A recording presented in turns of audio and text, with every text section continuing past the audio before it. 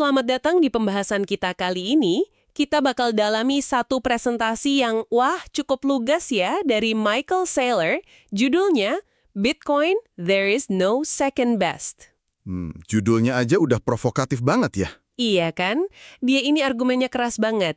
Intinya, dalam banyak hal penting, pemenang itu cuma satu. Dan kalau bicara aset digital, investasi masa depan, ya pemenangnya Bitcoin. Titik. Nggak ada yang kedua. Betul, argumennya absolut. Dia bangun narasi kalau jadi nomor 2 itu seringkali nggak ada nilainya sama sekali. Apalagi kalau kita bicara soal perubahan teknologi besar-besaran. Nah, jadi misi kita hari ini nih, buat Anda semua, kita mau coba bongkar lapisan-lapisan argumen Saylor ini. Kenapa sih dia bisa seyakin itu? Apa ya dasarnya dia bilang Bitcoin unggul mutlak? Baik sebagai ide, modal digital, komoditas, properti, sampai aset investasi. Yuk, kita telusuri bareng-bareng. Persis. Klaim nggak ada yang kedua terbaik ini kan implikasinya gede banget ya. Kita bakal lihat gimana Saylor nyusun ceritanya, mulai dari pelajaran sejarah soal ide-ide dominan, sampai keunikan yang dia lihat cuma ada di Bitcoin. Tujuan kita sih bukan buat setuju atau nggak setuju ya, tapi lebih ke memahami alur pikirnya dia, biar Anda bisa nilai sendiri nanti. Oke, kita mulai dari fondasinya dulu deh. Saylor itu mengawali argumennya dengan konsep kalau ide terbaik itu cenderung mendominasi total. Contoh paling gampang ya, transformasi digital 30 tahun terakhir ini. Oh iya ya, kayak Microsoft, Apple, Google gitu ya. Betul, mereka kan mengubah total cara kita kerja, komunikasi, hiduplah pokoknya, dengan mendigitalkan informasi. Dan dampak ekonominya gila banget. Dia kan kasih data tuh, tahun 2023 aja, hampir semua profit index S&P 500 itu datangnya cuma dari 7 raksasa teknologi itu. Iya, 493 perusahaan lainnya kontribusinya nyaris nol secara agregat. Ini bukan soal siapa yang lebih baik sedikit, tapi siapa yang ada di gelombang transformasi yang tepat. Jadi, pelajaran pertama dari dia, kalau ada gelombang perubahan besar, jadi yang kedua atau ketiga itu, ya gitu deh, seringkali nggak signifikan. Nah, terus gimana Saylor nyambungin ini ke peluang berikutnya? Kan nggak cuma soal informasi digital aja. Nah, menurut dia nih, kalau digitalisasi informasi itu gelombang 30 tahun kemarin, peluang terbesar berikutnya adalah digitalisasi modal. Dia nunjuk ke angka fantastis, 900 triliun dolar nilai aset di dunia ini. Properti, saham, obligasi, emas, seni, uang tunai. Tapi masih banyak yang analog ya? Premi moneter. Orang beli bukan cuma buat fungsinya, tapi buat simpan nilai. Oke, masuk akal. Terus gimana dong cara terbaik buat menciptakan model digital ini? Menurut dia ya? Jawabannya tegas banget. Crypto Proof of Work. Mekanisme konsensus yang butuh energi beneran, listrik, sama hardware, silikon, buat validasi transaksi dan bikin koin baru. Kenapa harus proof of work? Apa alasannya? Buat Saylor, ini krusial karena beberapa hal. Pertama, ini menciptakan kelangkaan digital yang bisa dibuktikan. Kedua, terdesentralisasi, nggak ada bosnya. Ketiga, ada ikatan ke dunia fisik lewat energi. Dia sebutnya thermodynamically sound, kokoh secara termodinamika. Terus juga berdaulat, bisa Anda pegang sendiri kuncinya, egaliter, tanpa izin, dan global. Pokoknya, ini cara terbaik buat melahirkan modal digital yang beneran solid, gitu katanya. Dan di titik inilah Bitcoin masuk sebagai, rajanya proof of work itu. Tepat sekali. Saylor klaim Bitcoin itu menguasai sekitar 97% kapitalisasi pasar dari semua aset kripto yang pakai proof of work. Dia bahkan bandingin sama Dogecoin yang notabene dibikin buat lucu-lucuan, buat nekenin argumennya kalau yang kedua terbaik di kategori ini tuh gak signifikan sama sekali. Oke. Dia juga bikin prediksi yang cukup tajam soal penerimaan institusional kan, terutama soal ETF itu. Betul banget. Dia lihat persetujuan ETF Bitcoin Spot di AS Januari 2024 itu sebagai validasi gede. Tapi sebaliknya, dia skeptis banget Ethereum bakal dapat persetujuan ETF Spot. Prediksinya dia, regulator bakal nganggap Ethereum dan kripto sejenis lainnya itu sebagai sekuritas aset kripto. Wah, kalau dia bener, apa dong implikasinya buat kita-kita, buat Anda yang investasi di kripto? Gede banget implikasinya. Kalau kita ikutin logika Saylor ya, jika kripto lain kayak Ethereum, Solana, Cardano, dan lain-lain itu dianggap sekuritas yang nggak terdaftar, wah bakal susah mereka masuk ke produk investasi mainstream kayak ETF Spot. Jadi, aliran dana institusional bakal terbatas ke sana. Kemungkinan besar begitu, setidaknya dalam dekade ini katanya. Dan ini bakal makin mengukuhkan posisi Bitcoin sebagai satu-satunya komoditas kripto yang diterima luas sama Wall Street. Ini klaim yang berani banget sih soal masa depan lanskap kripto. Perlu Anda cermati ini. Oke, itu dari sisi aset finansial ya. Kalau dari sisi teknologi sama jaringannya sendiri, gimana Saylor lihat kekuatan Bitcoin? Dia puji jaringan Bitcoin itu sebagai jaringan komputer paling kuat di planet ini. Hash rate-nya atau kekuatan pemrosesannya itu tumbuh terus secara eksponensial, sekitar 70% per tahun katanya. Ini menciptakan semacam dinding energi terenkripsi. Dinding energi, maksudnya gimana tuh? Ya, intinya jadi super tahan terhadap serangan. Mau dari negara, korporasi gede, atau hacker, bakal susah banyak buat nembus atau ngontrol jaringan Bitcoin. Tapi kan sering dikritik tuh soal konsumsi energinya yang gede banget. Nah, dia nggak menyangkal itu. Dia akui konsumsinya besar, setara puluhan reaktor nuklir lah. Tapi argumennya, energi ini tuh tersebar, terdesentralisasi secara global. Para penambang Bitcoin itu kan secara alami nyari sumber energi paling murah. Seringkali itu energi yang tadinya kebuang, atau lokasinya terpencil. Jadi menurut dia itu justru bagus. Justru itu, ini malah menciptakan hubungan termodinamika yang unik antara dunia digital dan fisik. Bikin jaringannya lebih stabil dan tahan secara politik.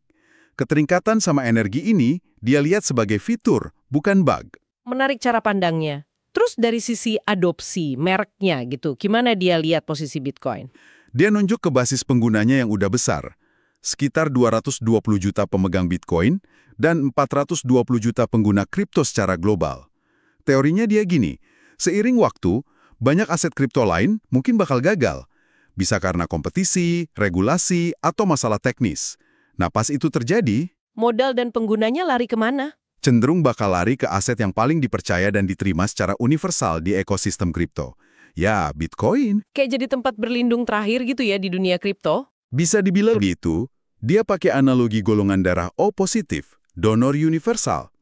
Meskipun orang debat soal teknologi A atau B lebih canggih, hampir semua di dunia kripto setuju kalau Bitcoin itu sah dan bakal terus ada dalam jangka panjang. Ini nunjukin kekuatan efek jaringan dan merek yang susah banget disaingi. Penting dibuat Anda pertimbangkan pas nilai aset digital. Dia juga sempat cerita pengalaman pribadi ya soal seberapa dikenalnya merek Bitcoin di seluruh dunia. Iya, dia cerita ketemu orang dari berbagai latar belakang. Petugas bandara di Swiss, perenang di Italia, miliarder, sampai orang di bar di berbagai negara. Banyak yang kenal atau bahkan punya Bitcoin. Dia gambarin kayak punya tim olahraga global dengan ratusan juta fans fanatik. Beda sama aset lain ya, kayak jam tangan mewah atau gedung gitu. Betul. Aset fisik gitu kan nggak standar, perfragmentasi. Bitcoin itu global, standar, dan punya daya tarik, cool factor lah istilahnya. Dia juga bikin analogi sama standar oilnya Rockefeller kan, soal standarisasi. Iya, menarik tuh. Kalau Rockefeller menstandarkan energi di abad 20, Saylor lihat Bitcoin ini menstandarkan modal atau penyimpan nilai di abad 21. Sifatnya juga egaliter. Anda mau beli $20 atau $2 miliar, aturannya sama aja buat semua. Nah, ini ngebawa dia ke klaim berikutnya, Bitcoin sebagai komoditas digital terbaik. Kenapa dia klaim sebagai komoditas? Bukannya banyak kripto lain. Apa yang bikin beda? Nah, kuncinya, menurut Saylor, ada dua. Pengakuan regulator global sama konsep Immaculate Conception. Konsepsi tak bernoda. Maksudnya apa tuh? Maksudnya, Bitcoin itu lahir tanpa dosa asal komersial. Satoshi Nakamoto, penciptanya yang misterius itu, kan ngerilis kode, distribusiin koinnya lewat penambangan, terus ngilang gitu aja. Nggak ada perusahaan, nggak ada yayasan di belakangnya yang ngambil untung atau ngontrol proyeknya. Dianggap sebagai penerbit oleh regulator. Nah, karena Bitcoin nggak punya penerbit ini, regulator besar kayak di AS cenderung lihatnya sebagai komoditas, kayak emas atau minyak. Bukan sekuritas kayak saham. Ini ngasih Bitcoin semacam parit regulasi yang susah ditembus pesaingnya. Oke. Tapi dia nggak berhenti di situ kan? Dia malah mengkritik narasi emas digital itu sendiri. Justru itu, dia ngerasa kalau bilang Bitcoin itu emas digital aja, itu terlalu membatasi. Kenapa? Pertama, kata dia, orang yang suka emas aja jarang punya emas beneran dalam jumlah banyak. Kedua, komoditas itu secara umum cenderung jadi investasi jelek buat jangka panjang. Soalnya kalau harga naik, produsen pasti nambah pasokan. Jadi, Bitcoin itu bukan sekedar komoditas digital terbaik. Terus apa dong kalau bukan sekedar komoditas? Nah, disinilah argumennya jadi makin filosofis. Bitcoin menurut Saylor adalah kelangkaan absolut pertama dalam sejarah manusia. Sesuatu yang pasokannya itu benar-benar tetap. Nggak bisa ditambah sama sekali. Nggak peduli seberapa banyak sumber daya yang kita kerahin. Kelangkaan absolut. Dia nyamainnya sama waktu. Anda kan nggak bisa beli waktu lebih banyak, nggak bisa nyiptain waktu. Sama kayak Bitcoin, nggak akan pernah ada lebih dari 21 juta koin. Ini kayak membotolkan waktu dalam bentuk digital. Membotolkan waktu, metafora yang kuat banget ya. Terus gimana dia bandingin sama aset langka lain? Tanah misalnya. Kan orang bilang tanah itu langka. Nah, dia nantang gagasan itu, tanah emang terbatas, tapi nggak absolut. Dia kasih contoh reklamasi besar-besaran di Boston, Miami Beach, Dubai. Manusia itu terus bikin tanah baru. Jadi, bahkan tanah pun nggak selangka Bitcoin secara absolut. Dari situ, dia lanjut memposisikan Bitcoin sebagai properti terbaik. Dia gambarin kayak Cyber Manhattan, kota digital global yang isinya blok-blok properti matematis, ya 21 juta unit Bitcoin itu. Terbuka buat siapa aja, bisa dibagi kecil banget, abadi, nggak lapuk, dan tahan bencana fisik atau politik yang sering ngancem properti di dunia nyata. Kalau punya properti fisik kan kita harus aktif secara politik ya buat jagain dari pajak, regulasi gitu. Nah, itu dia. Kalau properti digital, kayak Bitcoin, menurut dia, nggak perlu itu, lebih tahan dari intervensi politik. Dan puncak argumennya Bitcoin sebagai aset modal terbaik. Betul, udah bukan sekedar properti, tapi energi ekonomi murni. Dia kritik aset modal tradisional kayak saham, obligasi, mata uang, properti fisik. Kenapa? Karena semua itu punya cacat bawaan. Terpengaruh politik, ada batasan fisik, kena entropi alias nilainya turun seiring waktu. Sementara Bitcoin? Bitcoin, menurutnya, punya 3 sifat kunci. Immortal, abadi nilainya. Immutable, aturannya nggak bisa diubah seenaknya. Dan indestructible, nggak bisa dihancurkan. Ini properti ideal banget buat nyimpan energi ekonomi dalam jangka super panjang. Gimana dia dukung klaim superioritas ini pakai data kinerja? Kan harus ada buktinya. Dia tunjukin data kinerja investasi selama 4 tahun terakhir, kira-kira dari 2020 sampai awal 2024 lah. Hasilnya, Bitcoin naik plus 394%. Bandingin sama emas plus 13%, S&P 500 plus 50%. Obligasi sama perak malah minus. Jauh banget ya bedanya. Jauh. Terus dia ngenalin konsep biaya modal. Gampangnya, tingkat pengembalian minimum biar nilai aset Anda nggak kegerus inflasi atau penambahan pasokan uang. Dia perkirakan sekitar 12% per tahun, pakai patokan kasar S&P 500. Lalu kesimpulannya dari data itu gimana? Dari sudut pandang dia, jelas banget. Cuma Bitcoin yang secara signifikan ngalahin biaya modal ini. Investasi lain, termasuk indeks saham utama, dalam jangka panjang itu jatuhnya dilutif. Artinya, nilainya malah anjlok relatif terhadap Bitcoin. Nah, data historis ini, bagi Saylor, jadi bukti empiris buat tesis dia. Tidak ada yang kedua terbaik. Oke deh, kalau kita anggap aja premis dia benar, apa dong implikasi praktisnya? Buat perusahaan misalnya? Wah, ini mengubah total cara pandang soal neraca keuangan. Model lama kan gini, kalau ada kelebihan kas, balikin aja ke pemegang saham lewat buyback atau dividen. Soalnya kas itu dianggap aset mati. Nilainya kegerus inflasi, nggak memenuhi biaya modal tadi. Nah, model Saylor gimana? Model Saylor, tahan aset yang sifatnya akretif di neraca. Aset yang nilainya nambah terus ngalahin biaya modal. Dan kandidat utamanya, ya Bitcoin. Dia contohin perusahaannya sendiri, MicroStrategy. Kinerjanya kan melesat gila-gilaan, plus 435% di periode itu, sejak mereka borong Bitcoin. Jauh ngalahin raksasa teknologi lain kayak SAP, IBM, bahkan Amazon, Google, Apple. Jadi bukan karena perusahaannya hebat, tapi karena Bitcoin-nya. Itu klaim dia. Kinerja superior itu datang dari aset di neraca, yaitu Bitcoin. Dia juga nyebut Bitcoin sebagai investasi teknologi terbaik sama investasi alternatif terbaik ya? Iya. Sebagai investasi teknologi, alasannya dibutuhkan semua orang buat simpan nilai. Nggak bisa dihentikan, dan masih sedikit yang benar-benar paham. Jadi potensi naiknya masih gede. Sebagai investasi alternatif, dia soroti sifatnya yang nggak berkorelasi sama pasar tradisional, global, nggak terikat negara manapun, liquid, dan meskipun volatil, dia klaim risikonya paling rendah secara fundamental dan durasinya paling panjang. Analoginya, kayak Howard Hughes beli tanah kosong di Las Vegas dulu. Beli aset dasarnya. Oke.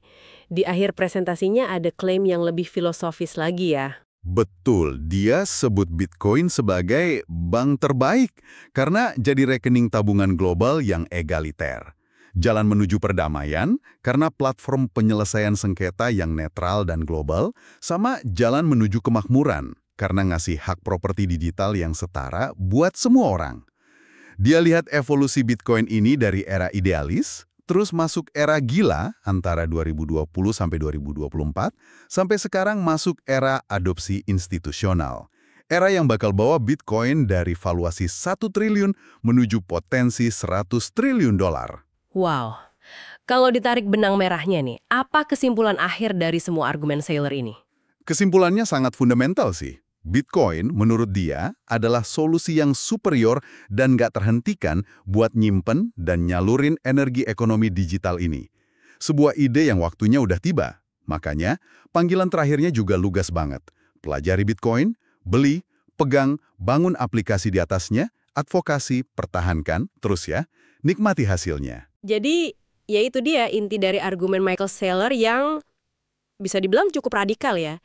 Keyakinan teguhnya kalau karakteristik unik Bitcoin itu nempatin dia sendirian di puncak. Sebagai yang terbaik dalam banyak kategori penting dan nggak nyisain ruang yang signifikan buat alternatif lain. Sebuah klaim yang kuat banget dan pasti memicu banyak perdebatan ya. Penting buat Anda ingat lagi, kita di sini nyajiin perspektif Saylor berdasarkan paparannya dia. Bukan berarti kita setuju atau nggak setuju loh ya. Tujuannya cuma biar Anda dapat pemahaman mendalam soal alur pikirnya, jadi bisa evaluasi sendiri. Nah, sebagai penutup nih, ada satu hal yang kayaknya menarik buat Anda pikirin lebih lanjut.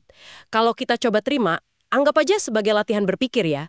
Kerangka kelangkaan absolut Bitcoin ala Saylor ini, yang dia samain kayak waktu digital tadi.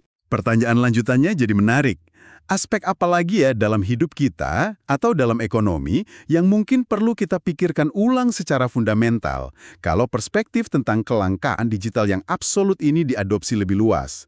Gimana definisi nilai itu sendiri bisa jadi bergeser kalau aset kayak gini jadi dominan secara global di masa depan nanti? Sebuah pertanyaan buat direnungkan ya. Terima kasih banyak sudah menyimak pembahasan mendalam kita kali ini. Sampai ketemu lagi di kesempatan berikutnya.